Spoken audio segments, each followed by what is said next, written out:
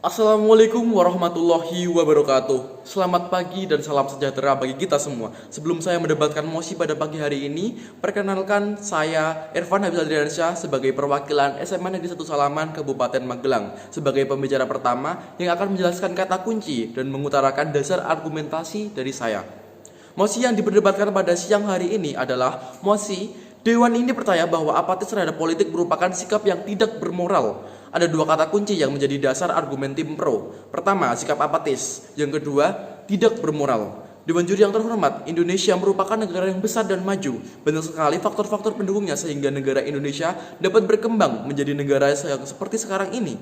Salah satunya, tentu saja keadaan politik negara ini yang menjadi salah satu faktor yang paling berpengaruh. Lalu bagaimana jika warga negara ini sendiri bersikap apatis terhadap politik di negeri ini? Dewan juri yang terhormat, sebelumnya izinkan saya menyampaikan definisi dari sikap apatis sendiri. Apatis adalah sikap tak acuh terhadap segala sesuatu yang terjadi di sekitar. Dikutip dari liputan6.com, seseorang dengan perilaku apatis adalah memiliki kecenderungan tidak peduli dengan emosional, sosial, atau kehidupan fisik. Umumnya, perilaku apatis adalah yang demikian bentuk reaksi terhadap stres dan depresi yang dialaminya. Sementara, menurut ilmu kedokteran, apatis adalah ketumbulan moral, ketidaksensitifan rasa senang, dan juga sakit. Apatis merupakan ketidakpedulian suatu individu, di mana mereka tidak memiliki perhatian atau minat khusus terhadap aspek-aspek tertentu. Dalam konteks ini, sikap acuh tak acuh atau ketidakpedulian terhadap politik. Banyak pemuda saat ini merasa tidak memiliki kepedulian terhadap politik. Padahal politik menjadi penentu segala aspek mulai dari sosial, ekonomi, pendidikan, dan banyak hal lainnya.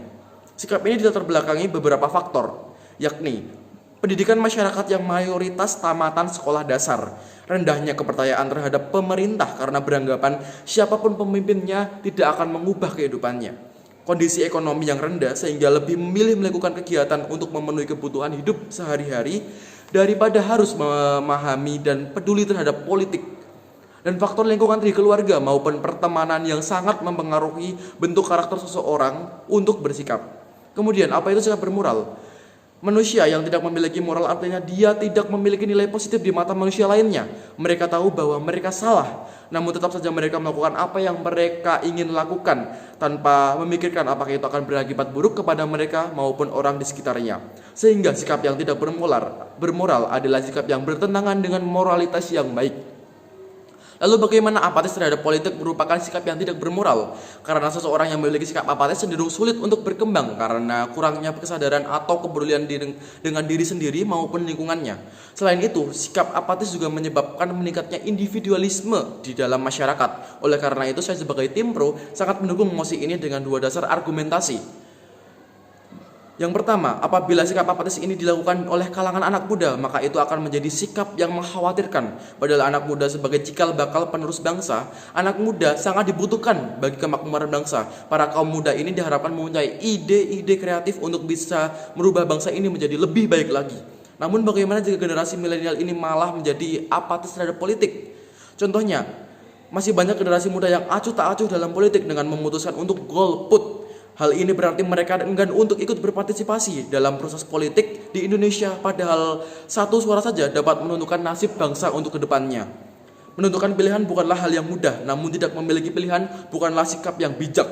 Anak muda juga memiliki peran politiknya. Pemikiran anak muda mempunyai ambisi, ingin memajukan bangsa itu patut diapresiasi. Mulai dari sekarang mereka harus aktif berpolitik, bisa dengan ikut serta dengan pemilihan umum atau menyampaikan aspirasi, tentunya tidak dengan kekerasan, agar demokrasi berkualitas dapat terwujud dan bisa melahirkan sistem pemerintahan yang lebih baik lagi.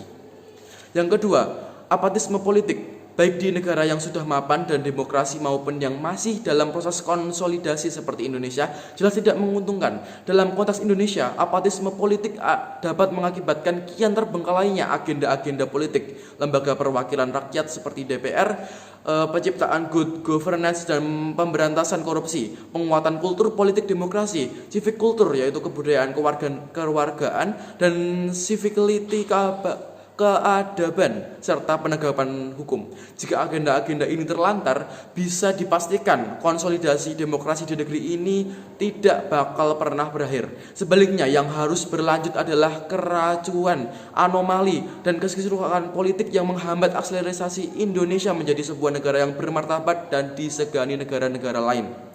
Di sisi lain, di tengah wabah apatisme politik, bakal selalu ada orang yang sampai pada puncak frustasinya dan akhirnya mengambil jalannya sendiri. Contohnya paling akhir dari sikap ini adalah aksi aktor senior Pong Hardjatmo yang pekan lalu menaiki atap gedung DPR untuk menuliskan 3 kata, yaitu jujur, adil, dan tegas, yang mengungkapkan kegusarannya pada situasi politik dan kepemimpinan yang tidak menentu.